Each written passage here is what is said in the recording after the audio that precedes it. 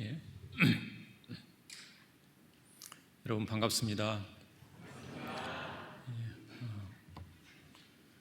제가 의도한 생각은 아닌데 조금 전에 강단에 올라오기 전에 참 미안하다 그런 생각이 들었습니다.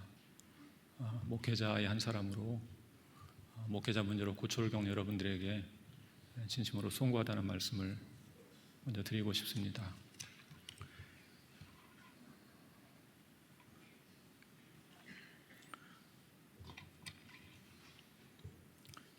제가 고등학생 시절에 겪었던 일인데요. 제게 형님이 한 분 계십니다. 제 형님께서 구약성경 창세기를 읽고 있었는데 굉장히 흥분하면서 야 진서봐, 야곱은 정말 나쁜 놈이야, 그렇게 생각하지 않냐?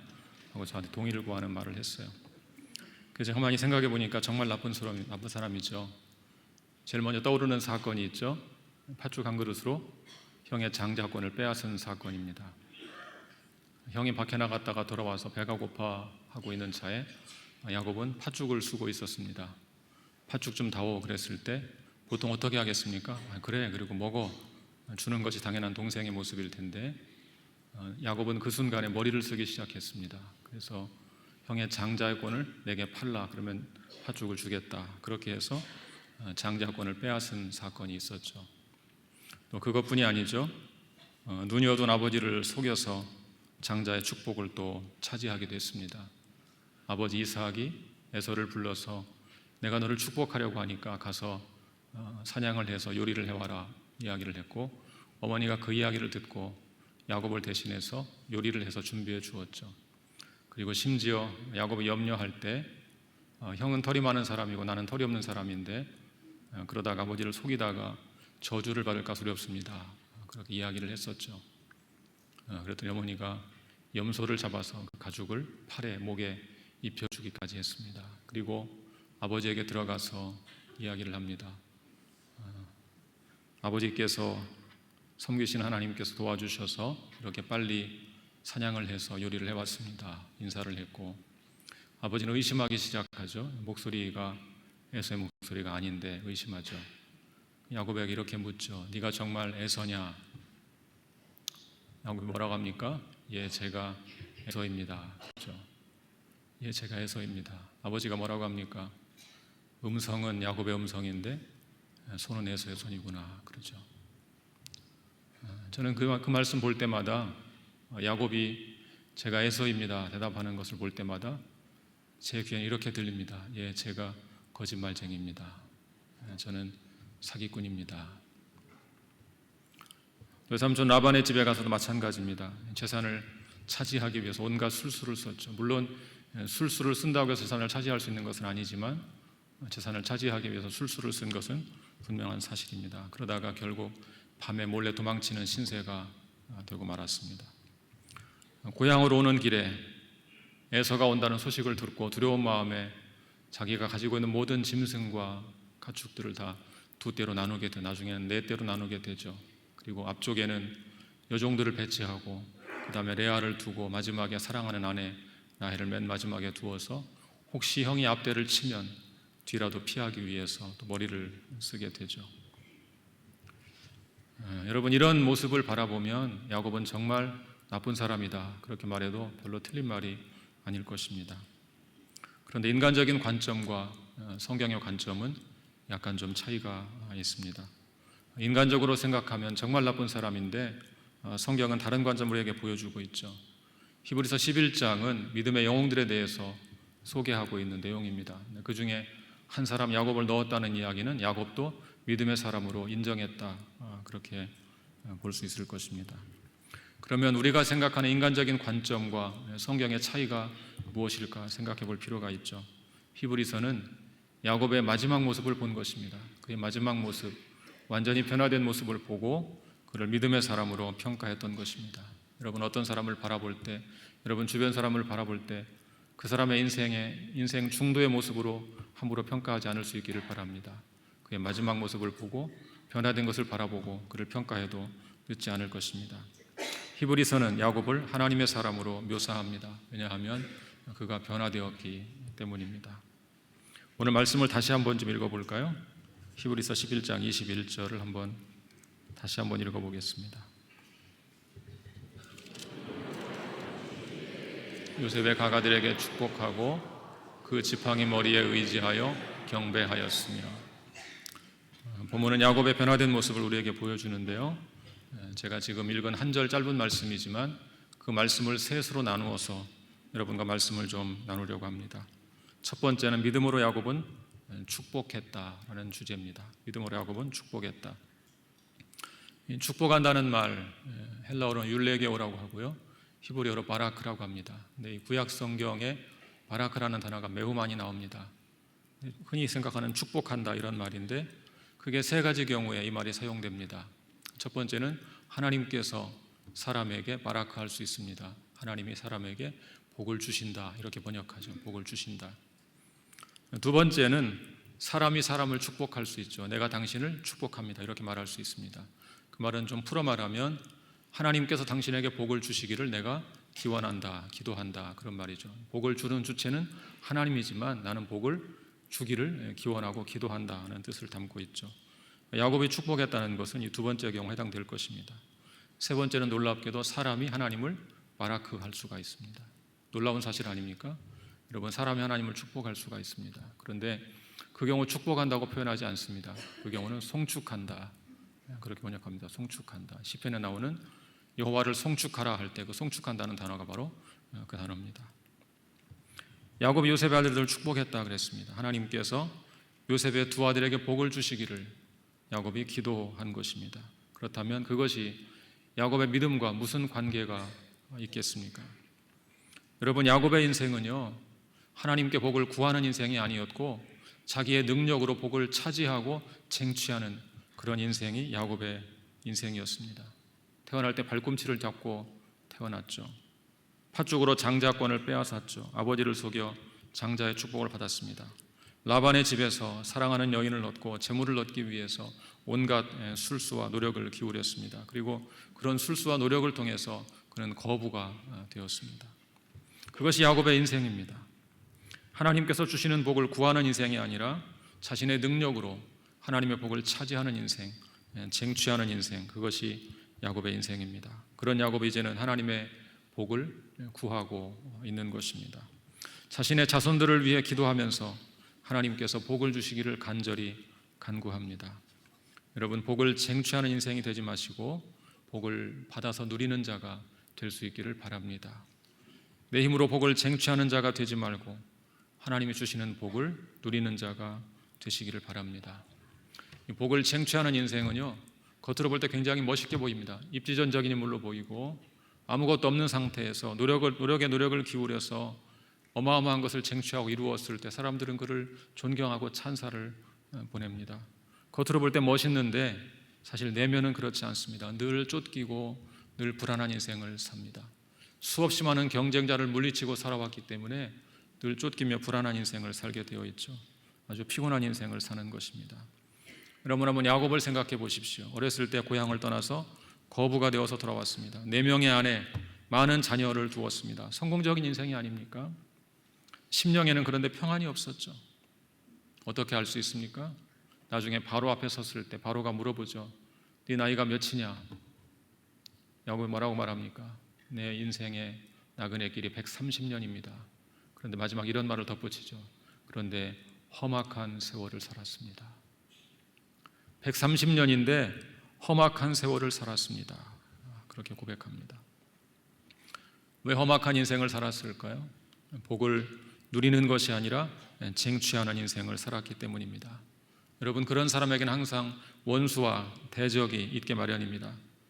야곱은 에서에게 쫓겨 라반으로 도망갔습니다. 그리고 라반에게 쫓겨서 돌아오는 길에 에서를 또 만나게 되었습니다.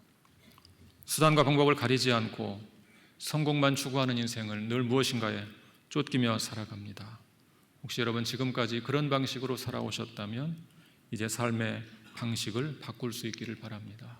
겸손히 주님 앞에 엎드려서 주님께서 주시는 복을 구하는 인생, 그런 인생을 사시기를 바랍니다.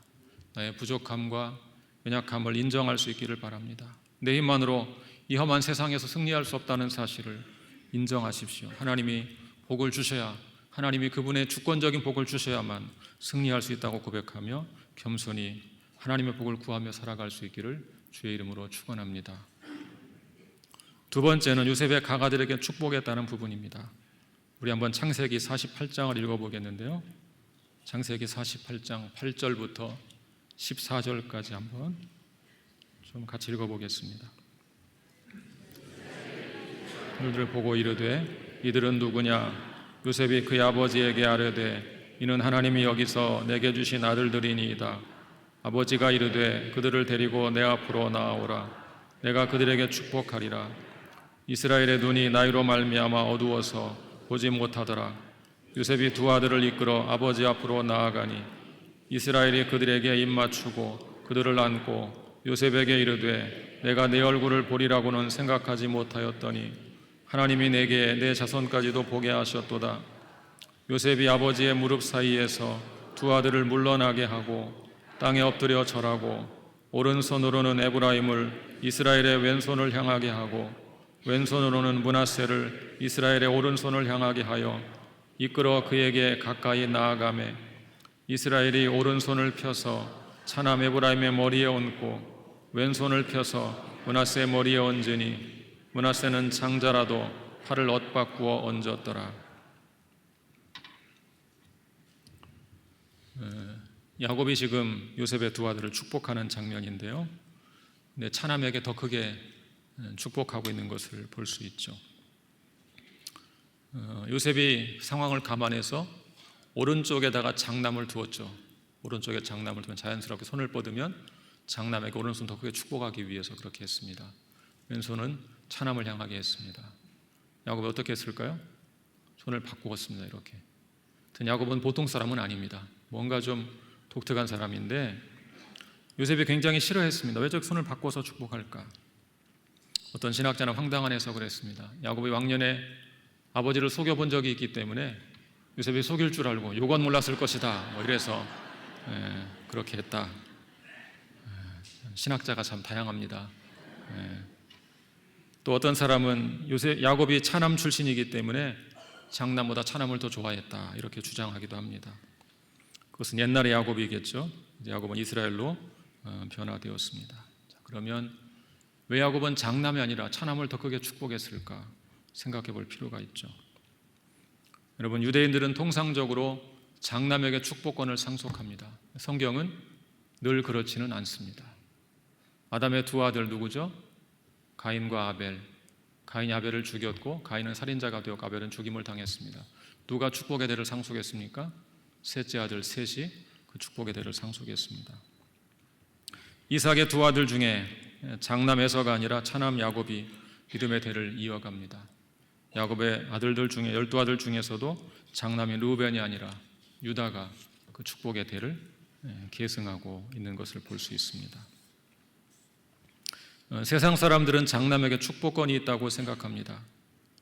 그러나 하나님은 그렇게 하지 않으시고 하나님의 주권대로, 당신의 주권대로 역사하시는 분입니다. 야곱은 그런 하나님의 주권을 따라 므낫세가 아닌 에브라임을 더 크게 축복한 것입니다. 여러분, 믿음이란 것이 무엇입니까? 믿음이란 것은 내 뜻대로 살지 않고 하나님의 뜻대로 사는 것이 믿음입니다. 내 의지를 따라 살지 않고 하나님의 의지를 따라 사는 것이 믿음입니다. 내 주관을 따라 살지 않고 하나님의 주권을 따라 사는 것이 믿음입니다. 내 인생이라고 내 마음대로 되지 않습니다. 지금까지 내 마음대로 되었다고 해도 결국 언젠가 내 인생에도 브레이크가 걸릴 날이 오는 것입니다. 그러므로 이제 하나님의 주권에 주목하십시오. 우리는 잘 알지 못하지만 야곱은 하나님의 주권을 따라서 그렇게 순종한 것뿐입니다. 전능하신 하나님의 주권을 주목하고 그분을 의지하십시오. 그런 인생이 복된 인생인 줄로 믿습니다. 세 번째로 생각해 볼 것은 그 지팡이 머리에 의지하여 경배했다 하는 말씀입니다. 그 지팡이 머리에 의지하여 경배했다. 여러분이 야곱이 지금 지팡이를 붙잡고 서 있는 노인의 모습인데 이게 좀 낯설지 않습니까? 야곱을 생각할 때 그 이미지가 좀 낯선 이미지죠. 야곱이 어떤 사람이었습니까? 굉장한 사람이죠. 맨몸으로 출발해서 거부가 된 사람입니다. 온갖 풍상을 겪으면서 넘어지지 않고 무너지지 않고 견디어내었던 사람이고 야복 강가에서 천사와 밤이 새도록 씨름까지 했던 사람입니다. 그런 야곱도 지팡이를 의지하고 벌벌 떨면서 지금 서 있는 것입니다. 왠지 어울리지 않게 느껴집니다. 인간의 연약함과 유한함을 우리에게 잘 보여주는 것이죠. 일평생 자기 힘으로 세상을 살아보았습니다. 결론은 불가능하다는 것입니다. 젊을 때, 혈기왕성할 때는 가능해 보였습니다. 늙고 병들고 보니까 마음대로 살 수 없다는 것을 깨닫게 되었습니다. 그래서 지팡이에 의지하고 서서 하나님을 경배합니다. 야곱은 자신의 힘을 의지하고 살다가 험한 일을 많이 겪었습니다. 가장 사랑하던 아내 라헬의 소생, 요셉을 어린 나이에 잃었지 않습니까? 물론 실제로 죽은 것은 아니었죠. 야곱은 죽었다고 생각하고 평생을 살았습니다. 자식을 잃고 얼마나 야곱이 상심했을까요? 가장 사랑했던 아들이 아닙니까? 가장 사랑했던 아들, 혼자만 채색 옷을 지어 입힐 정도로 아끼던 아들이 시신도 찾지 못한 채 짐승에게 물려 죽었다고 생각하고 살았습니다. 아마 그 마음은 자식을 잃어본 사람만이 알 것입니다. 오래전에 저희 교회 청년이 선교지회가 훈련받으러 갔다가 그만 주님의 부르심을 받고 말았습니다. 굉장히 충격적인 사건이었습니다. 제가 그 부모님을 찾아가서 그 소식을 전했던 순간을 제가 평생 잊을 수가 없습니다. 무슨 말을 하겠습니까? 당신 아들이 죽었습니다. 그렇게 쉽게 말할 수 있겠습니까? 입이 떨어지지가 않았습니다. 그렇지만 책임을 지고 있는 사람으로서 말씀을 드릴 수밖에 없었습니다. 수예배를 마치고 밤에 그 집사님 댁을 찾아가서 말씀을 드렸습니다. 떨어지지 않는 입을 억지로 떼어서 아드님께서 주님의 부르심을 받았습니다. 그분들의 그 모습을 잊을 수가 없습니다. 어머님은 부르르 떨고 계셨고 그 아버지는 주먹으로 땅바닥을 쿵쿵 치면서 땅바닥을 치다가 가슴을 치다가 괴로워하셨던 모습을 잊을 수가 없습니다. 어찌어찌 장례식을 치르고 몇 달이 지났습니다. 한밤중에 자고 있는 전화가 걸려왔습니다. 그 어머니께서 전화를 거신 것입니다. 한밤중에 자고 있을 때입니다. 그분이 그런 분이 아닙니다. 그렇게 예의를 모르는 분이 아닙니다. 너무 괴로우니까 잠을 못 이루다가 제게 전화를 거신 것입니다. 전화를 거셔서 한마디 하셨습니다.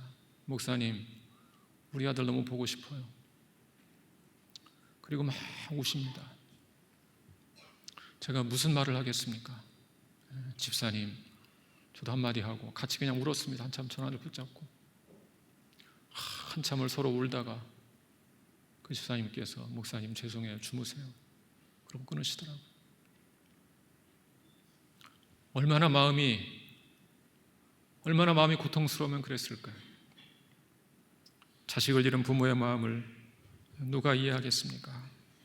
야곱은 그런 심정으로 평생을 살았습니다. 그런데 노년의 요셉을 만나는 축복을 누리게 되었죠. 요셉을 만나기 위해서 야곱이 한 일이 무엇이 있습니까? 아무것도 한 일이 없습니다. 살아있다고 생각했다면 뭔가 했을 것입니다. 어디든 찾아갔을 것이고 어디든 사람을 보냈을 것입니다. 죽었다고 생각했으니까 아무것도 할 수가 없었습니다. 아무것도 하지 못했는데 그냥 죽었다고 생각하고 망인자실하게 살아왔는데 하나님께서 그 요셉을 만나게 해주셨습니다. 하나님의 은혜라고밖에는 설명할 길이 없습니다. 그런데 게다가 그 자손들까지, 자기의 손자들까지 만나는 축복을 누리고 있고 지금 그 손자들에게 축복 기도를 하고 있는 상황입니다. 그리고 지팡이를 의지하고 서서 하나님께 감사하며 하나님께 경배를 드립니다. 야곱은 분명히 변화되었습니다. 과거에 자신을 의지했지만 이제 하나님만 의지하는 사람으로 이렇게 바뀌었습니다. 그럼 언제 야곱이 이렇게 변화되었을까요? 여러분, 야곱의 인생을 결정적으로 바꾼 사건이 있죠. 야복 강가에서 천사와 씨름했던 사건입니다. 한번 읽어볼까요? 창세기 32장 22절부터 28절을 한번 같이 읽어보겠습니다. 자, 같이 읽겠습니다. 시작.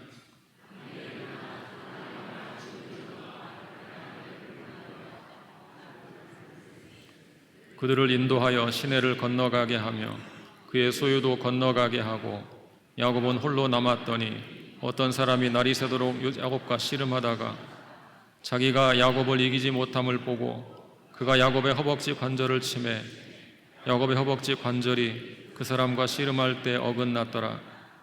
그가 이르되 날이 세려하니 나로 가게 하라. 야곱이 이르되 당신이 내게 축복하지 아니하면 가게 하지 아니하겠나이다. 그 사람이 그에게 이르되 내 이름이 무엇이냐? 그가 이르되 야곱이니이다.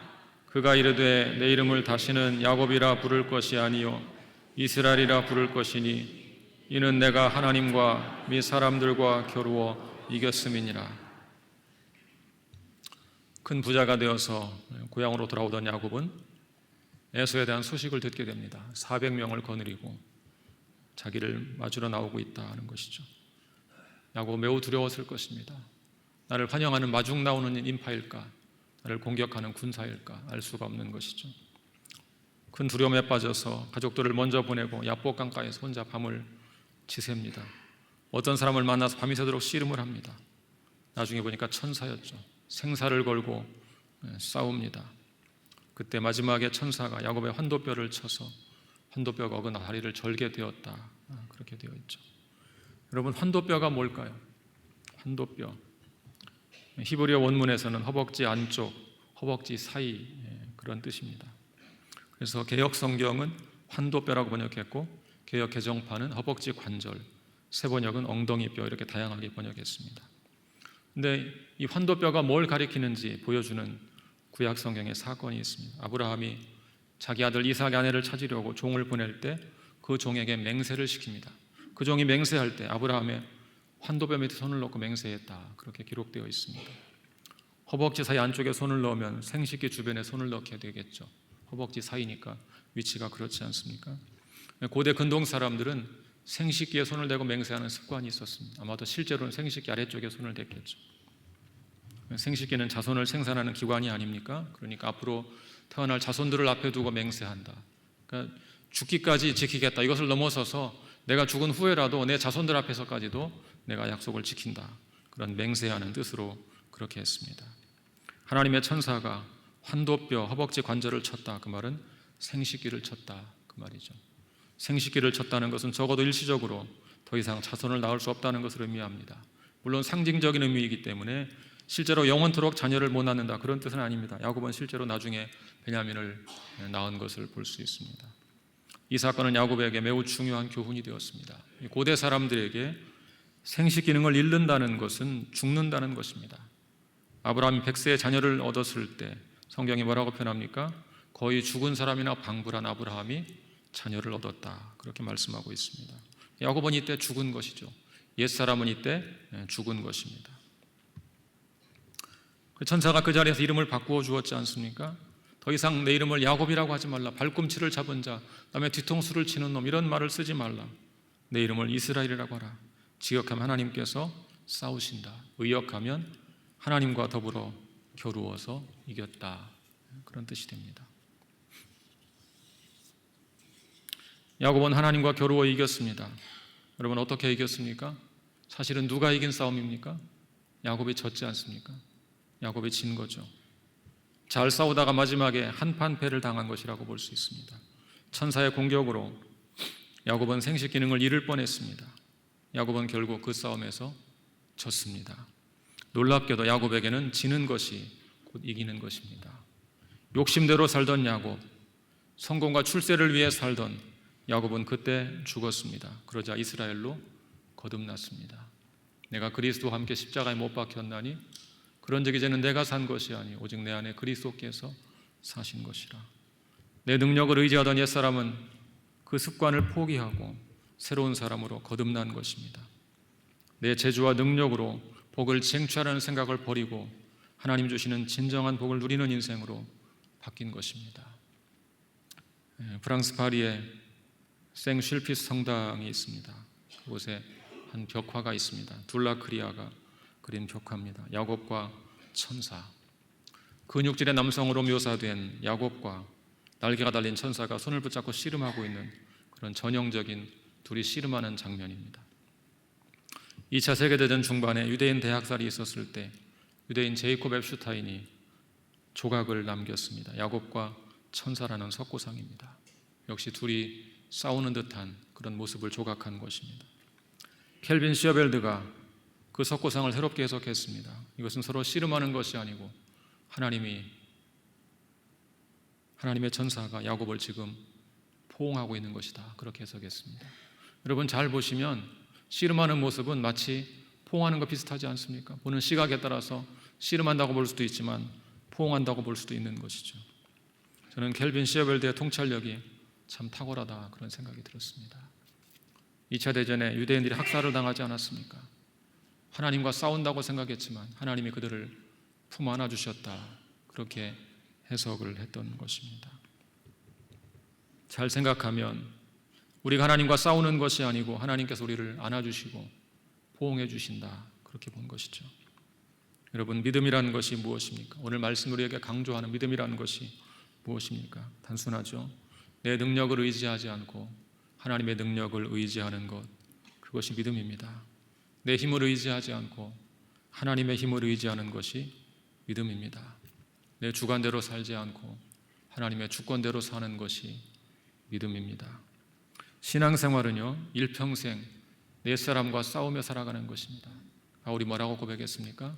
나는 날마다 죽노라. 그렇게 고백했던 것이죠. 성도들은 이런 고민을 해요. 옛사람이 죽으면 인생의 즐거움이 사라지는 것처럼 생각해요. 목사님, 옛사람 다 죽고 무슨 재미로 살아요? 여러분 그렇게 생각하세요? 옛사람 죽으면 재미가 없을까요? 시편 35편 27절에 이런 말씀이 있습니다. 주님은 그의 종의 평안함을 기뻐하신다. 주님은 그의 종의 평안함을 기뻐하신다. 이 평안함을 NIV 성경에서 웰빙이라고 번역했어요. 주님은 그의 종의 웰빙을 기뻐하신다. 성도들은 옛사람이 죽으면 행복이 끝나고 고통이 시작되는 것처럼 생각합니다. 그렇지 않습니다. 내 자아를 죽이고 하나님 의지하면 진정 행복한 삶이 시작되는 것입니다. 세상이 주는 일시적인 웰빙이 아니고 하나님 주시는 영원한 웰빙이 시작되는 것입니다. 저희 교회 성도 가운데 좀 큰 아픔을 겪은 분이 계십니다. 카이스트에서 교수하고 있는 분이신데요, 겉으로 볼 때는 부족한 것이 없는 분입니다. 서울대학교를 졸업하고 일찍 유학을 가서 명문대학에서 박사학위를 받고 카이스트의 교수가 됐습니다. 남부러울 것이 없는 사람이에요. 자기 분야에서 국내 최고 실력을 자랑하는 분입니다. 근데 이분에게 말 못할 아픔이 있습니다. 결혼하고 첫 아이를 낳았는데 선천적인 혈액암을 가지고 태어났습니다. 백혈병이라고 그러죠. 근데 알고 보니까 이 엄마 아빠에게는 문제는 없는데 유전자가 있어서 둘이 만나면 그렇게 나올 수 있다, 유전적으로 나올 수 있다는 거예요. 첫 아이가 그렇게 태어났습니다. 그 아이를 살려보기 위해서 애를 썼습니다. 골수이식 수술을 받기 위해서 그 분야의 세계에서 제일 좋은 병원을 찾아서 미국까지 가서 수술을 받았습니다. 그러면 살 줄 알았습니다. 수술 받고 부작용으로 아이가 죽고 말았습니다.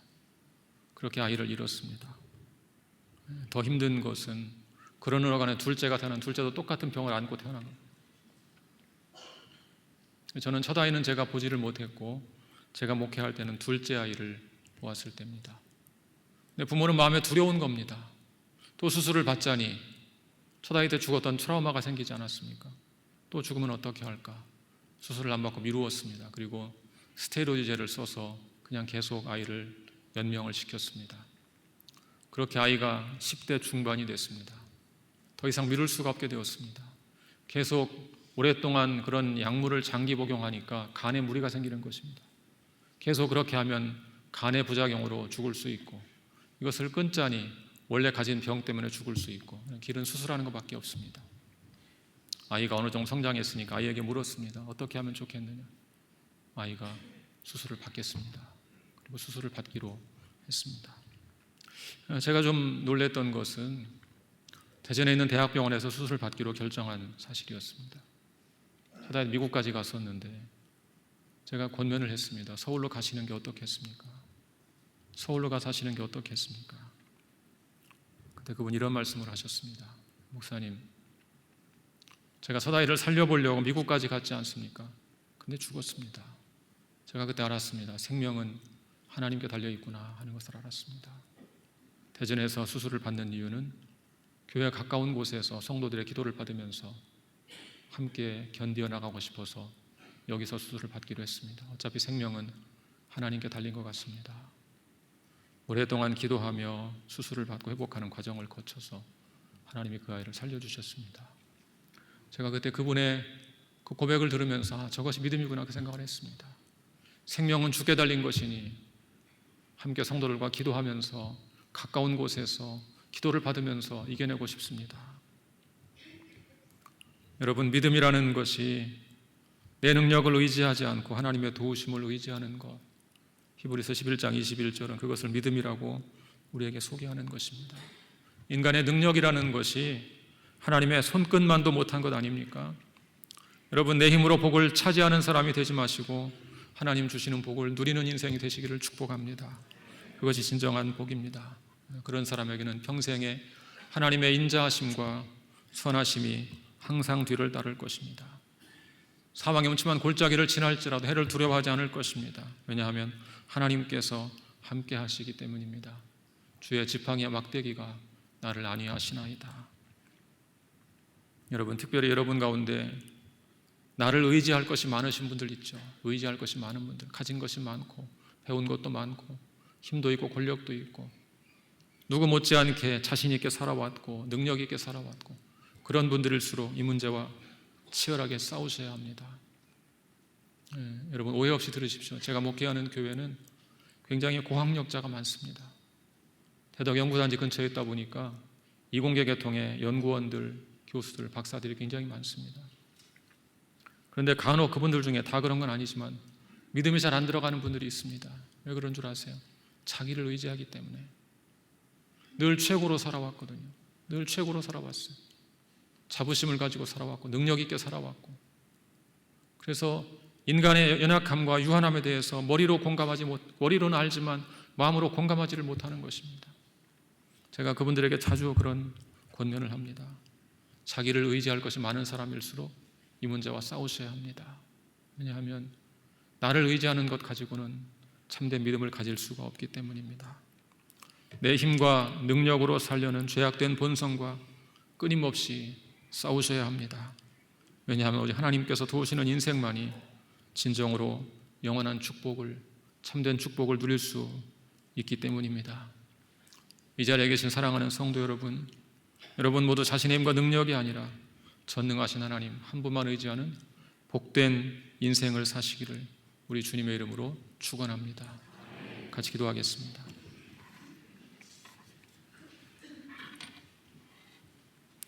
하나님 아버지, 젊은 날에 내 힘으로 살 수 있다고 생각하고 내 힘으로 살아보았지만 내 인생이 그렇게 내 마음대로 되지 않는 것을 살면서 자주 경험하고 깨달았습니다. 야곱이 자신의 힘과 노력으로 온갖 술수로 살았지만 잃어버린 아들 하나 찾지 못했던 어리석은 자임을 깨닫고 인생의 말년에 모든 것을 다 내려놓고 포기하고 하나님께만 경배하는 모습을 통해 주님, 저희의 인생도 그렇게 주님 앞에 모든 것을 내려놓고 내 힘과 능력을 내려놓고 오직 주님만이 나의 영원하신 인도자이십니다. 주님만이 복의 근원이십니다. 그렇게 고백하는 인생들 될 수 있도록 인도해 주시옵소서. 이제는 더 이상 내 능력으로 살지 않고 하나님의 도우심을 따라 살아가기로 결단하고 주님 앞에서 날마다 죽노라 고백하며 매일 옛사람의 옛 성품을 죽이고 새로운 사람으로 거듭난 삶을 살기를 다짐하는 사랑하는 성도들 가운데 날마다 주의 은총으로 함께 하셔서 주의 풍성한 것으로 늘 채워주시어서 옛사람 죽고 새로운 사람으로 살아갈 수 있도록 성령님 역사하여 주시옵소서. 예수 그리스도의 이름으로 기도하옵나이다.